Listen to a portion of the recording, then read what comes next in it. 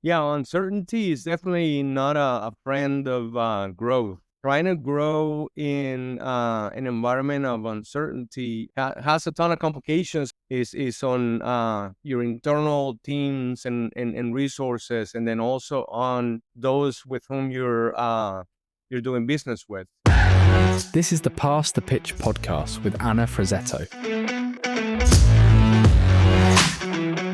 Each episode, we sit down with bold thinkers and industry trailblazers to uncover the strategies, stories, and sparks of inspiration that drive growth and transformation.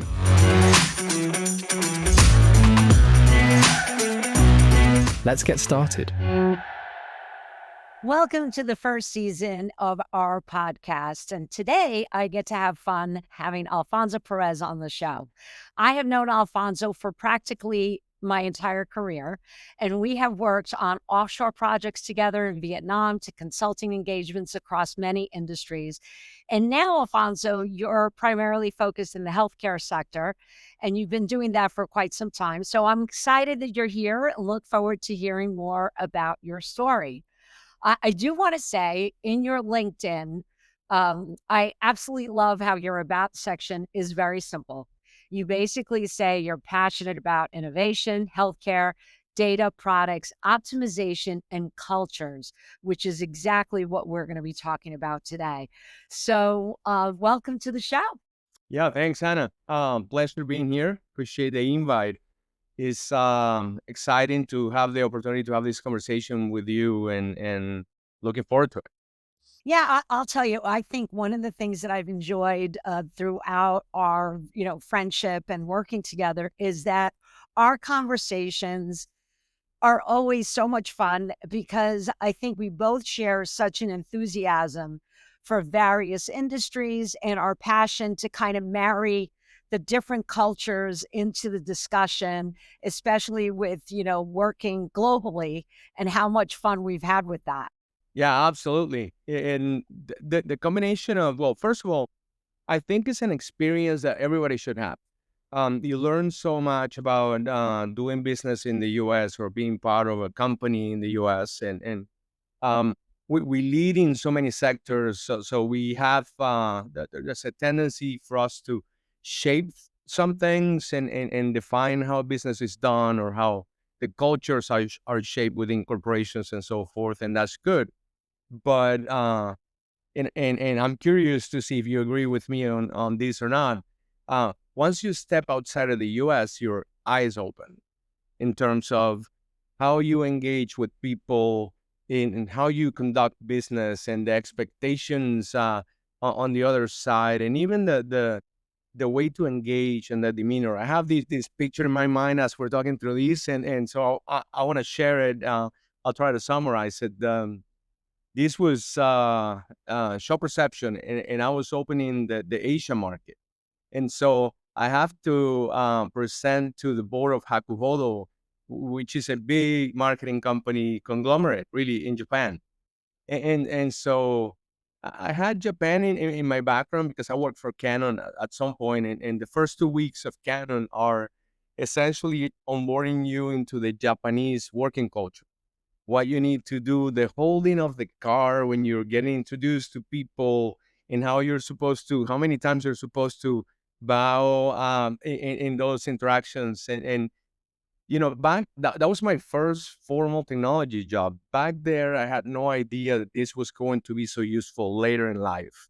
So here I am. There's like, I don't know, 10 board members for Hakuhodo Holding, sitting across a long table in a beautiful, very high up conference room in Tokyo. And here I am taking every card and reading the card, reading the title, and um, embracing the opportunity to talk to that person, and waiting and looking at them also for feedback. That sounds silly, but then is also is enriching. It helps you see things differently. Right. Oh, and that is such a valuable, lesson and kind of a great vignette to kind of summarize some of the differences when working with different cultures. I recently, actually, it's funny that you say this. I just recently had a presentation with a company that had an employee from Japan relocate to basically, it's kind of like an exchange program that they do internally. It's a global company.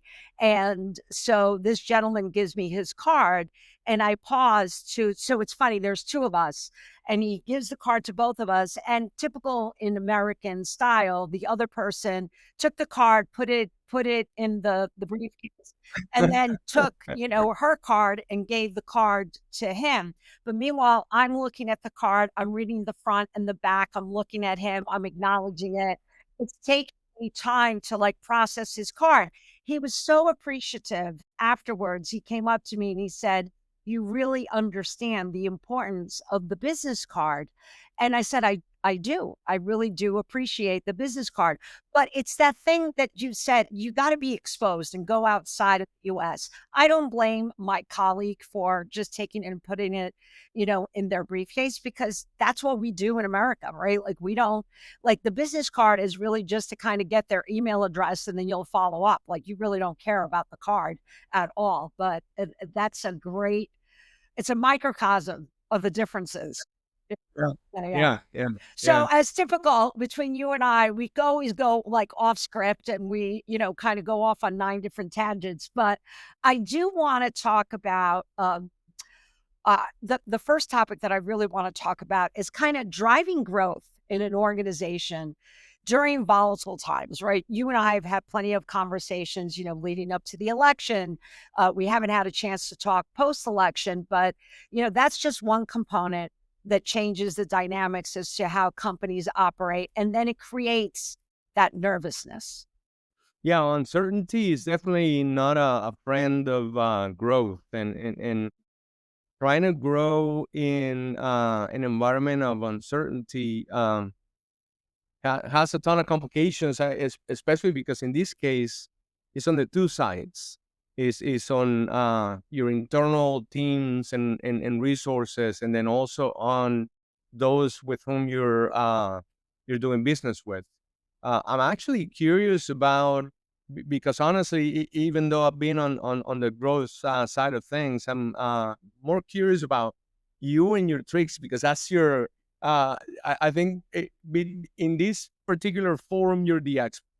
So, what are some of the things that have worked for you in the past in this kind of situation? Oh my God.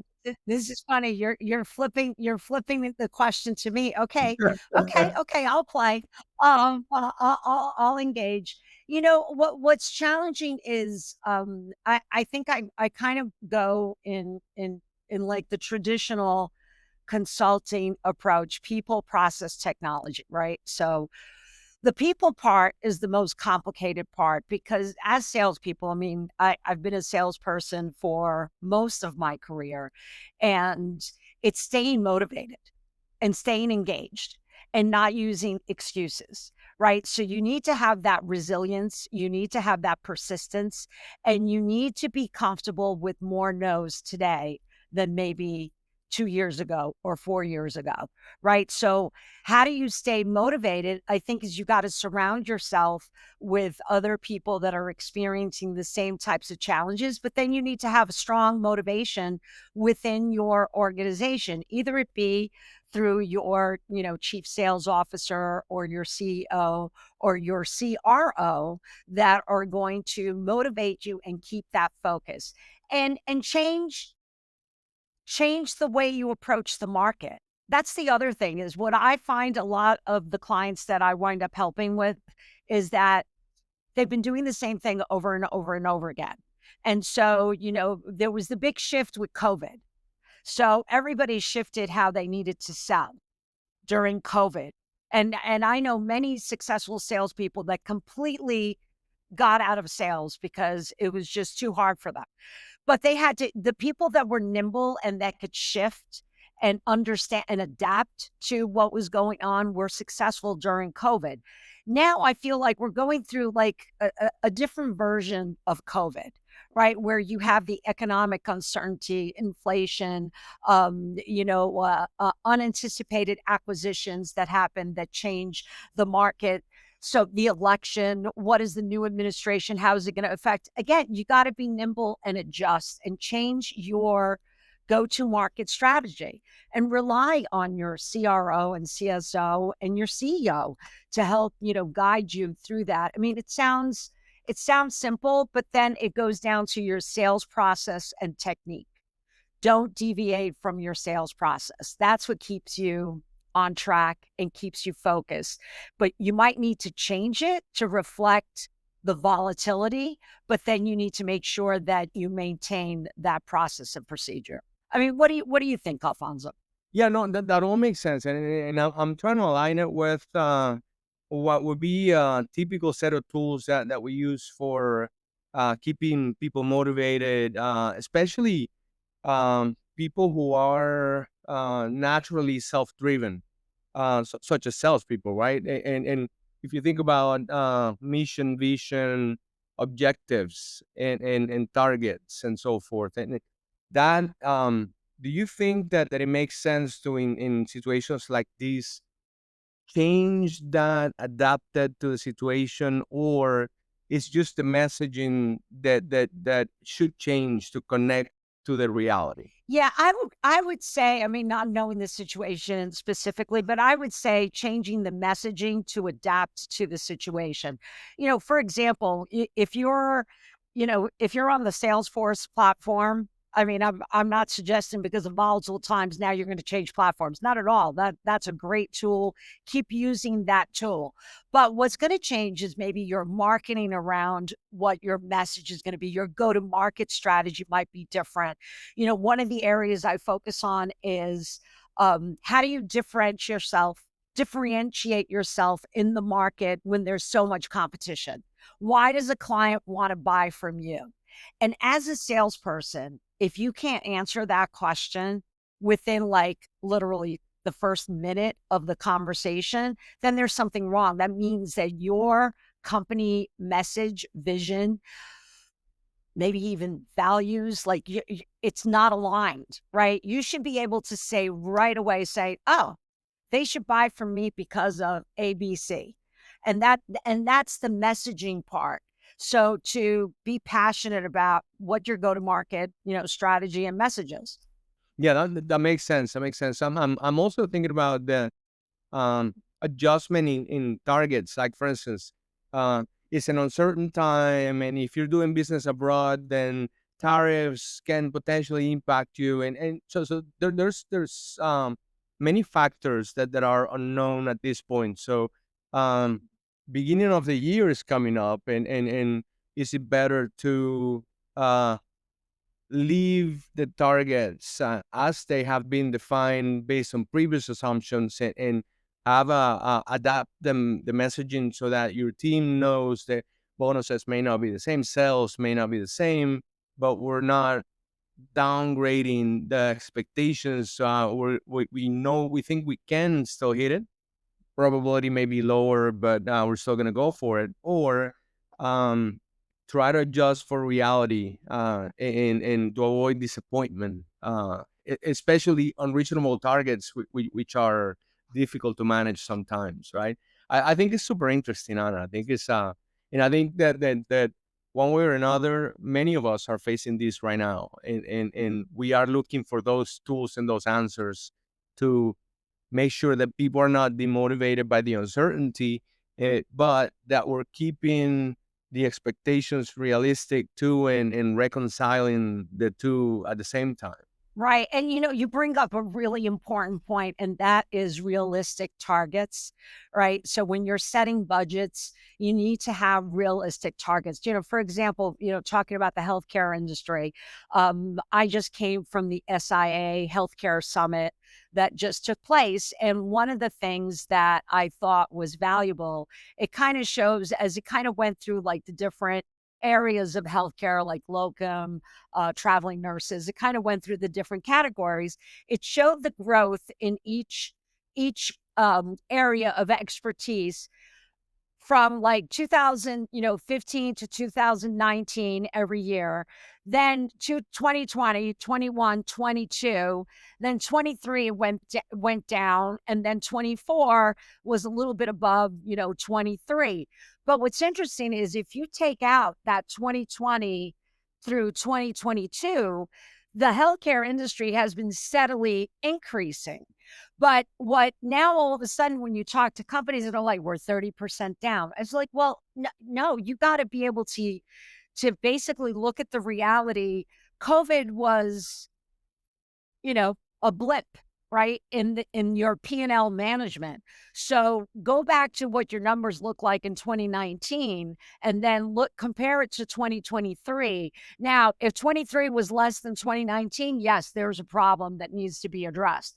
But if it is north of 2019 and 24 is north of 23, then you're okay. I think that took a lot for the market to understand that and appreciate that. Yeah, and I think we're still adjusting. I was reading recently that for example, Aetna, they're facing 95% of their premiums going to medical expenses when typically it's 80%. And this is post-COVID. And this, I think in some sense, they were expecting this to happen last year, and then they're seeing it this year, but it still is a big adjustment. And then this is on top of whatever uncertainties come with new head of Medicare, Medicaid, and new head of the Department of Health. And so interesting times for sure. I think that these times are for the leaders who are not afraid of uncertainty and taking risks, but then also they may call for a little bit of extra planning.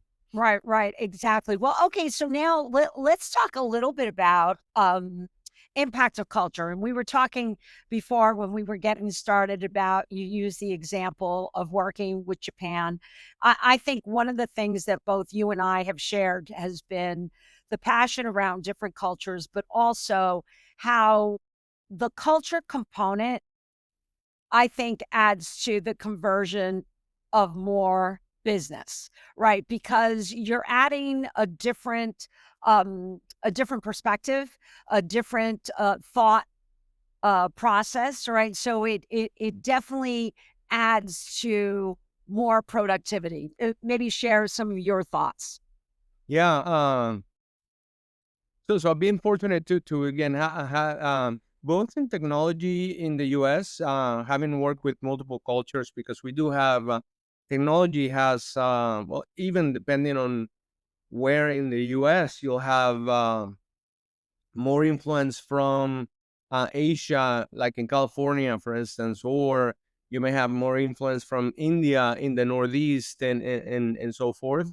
Outside of that, then also having open markets and travel abroad for business. I think that knowing the differences and connecting with the culture opens up a bunch of doors, and or at least it doesn't close some.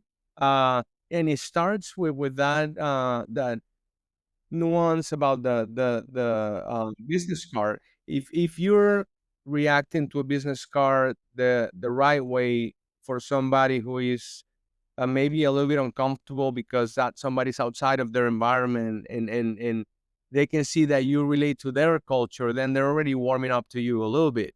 So that may keep the conversation flowing. And then on top of that, if you, let's say, go to eat or go to a bar and then you follow their hierarchy in who serves the drink, then again, more warming up to the culture, mutual respect, mutual appreciation. That brings some barriers down. It removes friction from that communication. Obviously, there's other factors, pricing and competition and all these other stuff. But because ultimately you're trying to sell something to somebody, or trying to do business with a person, then the human connection is super important, and the culture is a big component of that human connection. When, especially when you're dealing with people who are not from the U.S., who are not from the West, and they have very different approaches to doing things. Latin America is a complete opposite contrast to Asia and Japan, right? Not very organized. People are not on time to the meetings, and they're very informal about everything. And most of the real business happens after office hours, when you end up going to a restaurant, a cafe, a bar, and then you socialize with the team or the people, and have the conversations with a lot less structure. That's to me, that was super interesting to see that difference in cultures. And simple things such as, I don't know, learning a few basic phrases in the native language. Again, to open up, if you're especially if you're visiting, right? Understanding how they dress to go to work, and what are their expectations in terms of when you're there for the meetings, and or how you participate when you're in a conversation, and being able to joke around in the native language, even if it's simple and very basic. I found that to be very useful. And again, it's about bringing down the communication so that we can focus on what we need to talk about, knowing that it's okay to be different, that the culture is a component, and we embrace it, and giving each other the benefit of the doubt when something doesn't resonate, which I think is the most powerful thing. If you're saying something to me that doesn't quite resonate, and I give you the benefit of the doubt because you and I already established that we are from different cultures, then that at least creates a second chance to have the same conversation. And that was super valuable. Has been for me anyways. Has that been your experience? That's what I appreciate. I enjoy that part, the part of learning about the different culture and how to approach the business. It's not one size fits all. Me being first generation in this country, this is always something that's really near and dear to me, because I look at my parents and the journey that they had, to kind of struggle to fit into a new country, not speaking the language, and kind of going through that. But I think as Americans, sometimes we get spoiled because we expect everybody to speak English. And I've seen that. Like, I've been in Europe and I've been to other parts of the world where it's just automatically assumed that they're going to speak English. And when they don't, like, we get frustrated, like, oh my God, they don't speak. And all I keep thinking is, I flash back to my parents saying, yeah, well, you know how hard it was for them to try to figure out, like, what's going on in this world. But it does open your mind. And you said that. I think that's a golden nugget. It opens your mind. I think it broadens your creativity. It broadens your approach to closing deals, right? Because you have that exposure. Yeah, totally agree. Totally agree. And I can relate to that as well, because I was actually born in Venezuela and went to all the way through a couple of years of college in Venezuela, and they teach us English. They teach us English over there for most of high school. Plus, we had the opportunity to travel when I was growing up, so also that pushed me a little bit into the language. But for the first 5 years of my professional career in the U.S., it was very difficult for me to grow the courage to speak up because of my accent, and because most everybody in those conference rooms spoke perfect English, and everybody had a really good education, and key. I like the way they communicated, so I was intimidated. It was I think most of it. So bringing that barrier down when you're dealing with other cultures, I think is super helpful. Also internally, I think we should focus on results, and we should focus on deliverables, and we should embrace the diversity of cultures, and how they help us broaden our understanding of the problem space, our understanding of the opportunity, or even enrich a little bit our lives through all these experiences. Oh, absolutely. And I call it's like diversity of thought, right? Is only going to give you a better solution at the end. Okay, so let's talk a little bit. This is probably one of my favorite topics. How do you balance, how do you achieve personal bliss, which kind of is the balance between family, health, well-being. And it's a question that I often get asked, and I hear from many other executives globally that struggle with, how do you achieve balance? And I've had some people say there's no such thing as balance. It's really more like a seesaw, and you kind of focus in one area when it's needed, and then you kind of bounce back. But as an entrepreneur, you've started so many wonderful companies, successful companies. I know, like me starting my company, it doesn't feel like work, right? So you could do it all the time. So it's the weekend and you use it to get yourself organized, and then you realize that you're not like detaching a little bit. And I was like, oh, that's right, I'm married. Let me go spend some time with my husband. Or what about the kids? So share from your perspective what your thoughts are. Yeah, it is. I would argue that it's one of the biggest challenges that we face when we have either big ambitions or big goals, or are very curious about pursuing something. Probably more leaning toward balance being a compromise. So I would think of it in terms of how successful, whatever the success metric is. Right? Some people are title driven, some people are position driven, some people are money driven. But regardless of how you define success, I think there's some level of balance between some level of compromise between how much you're going to allow to be one thing and how much is going to cost you in terms of health and family. Um, don't getting things done, even the ones that you love. Like you said, we get caught up in what we're doing, and we get excited and we just want more, and time flies, and you don't realize that time, which is probably the most limiting factor, is needed to do other things. And um you don't think about the discipline of saying, okay, well, I have been doing this part of it enough today, and then I'm going to set aside this other for health, for family. And those two, they require time, and they require commitment and presence, and so forth. So in my mind, I think that achieving, well, first, defining balance is difficult, right? And achieving it is also difficult, and it's about discipline and compromise. I don't think you can do uh, if all you want to do is be successful, then you're compromising on health, probably, and probably on family as well. Same, if all you want to, or most of what you want to do, is be in your family, then you're going to be compromising on how much success you're going to have professionally or in business, and so forth. And it's difficult to achieve that realization. For me, it was much more obvious as I left the 20s. It's like you have to take care of yourself. Otherwise, if you're working all the time, then the toll is obvious, right? It's no longer a concept; it's a reality. So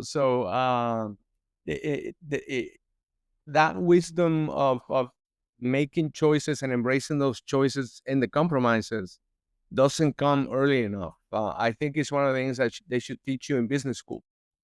Have a goal, be okay with that goal, and know what that goal is going to cost you, and embrace it. And yes, it's going to change probably down the road, but at least have that goal, and have that definition of the balance that you want to achieve, and understand the compromises, and be okay with them. Right. And that's another valid point that you bring up. I think it's important, the factor of how to compromise and when to compromise, right? That's really the big question. But I like what you said. It should be taught in business school. It should be taught in high school, because it's, I know, like I always joke and say, junior high did not prepare you for high school. High school does not prepare you for college. College does not prepare you for work, right? So there's definitely, I feel, a flaw in our system, right? It becomes that life experiences wind up teaching you how to do things, and there's an easier way. I would have loved for a professor or somebody to say, hey, you need to know the following when you start working, to kind of figure it out. Or if you want to start a company, you should think about, the following. But anyway.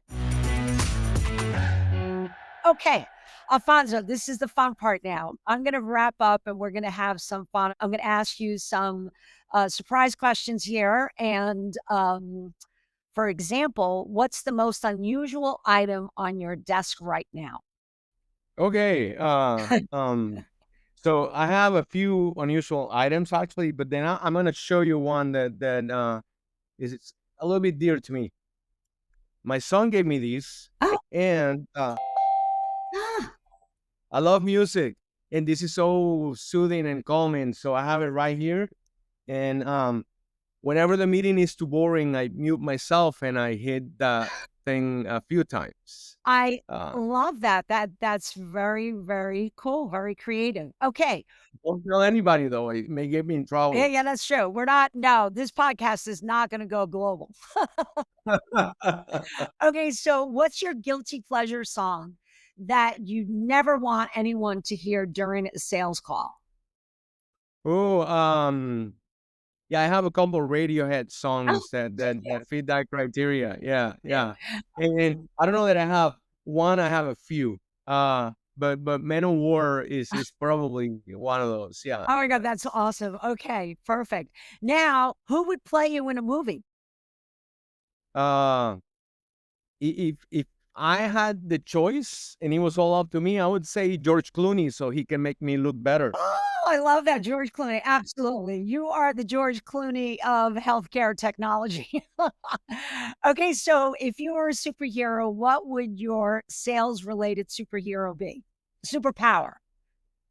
I would have the superpower to read people's minds, so I knew how much to ask and when to close and when not to sell past closing. Exactly. Yeah, I often say that for me, it was like mind control. I want to be able Mind to control works too. Mind control works too. yeah, I Sure. want to be able to control their mind. Okay, what's one word your colleagues would use to describe you on a Monday morning? Dedicated. Fantastic, dedicated. Well, Alfonso, listen, thank you so much for being on the podcast today. Look forward to continuing our conversations and to have you back. Thank you very much, Anna. Enjoyed it. Thanks for listening to the Pass the Pitch podcast with Anna Frazzetto. Don't forget to subscribe and share. In our next episode, we talk to Michael Kolbrenner about turning uncertainty into opportunity. See you then.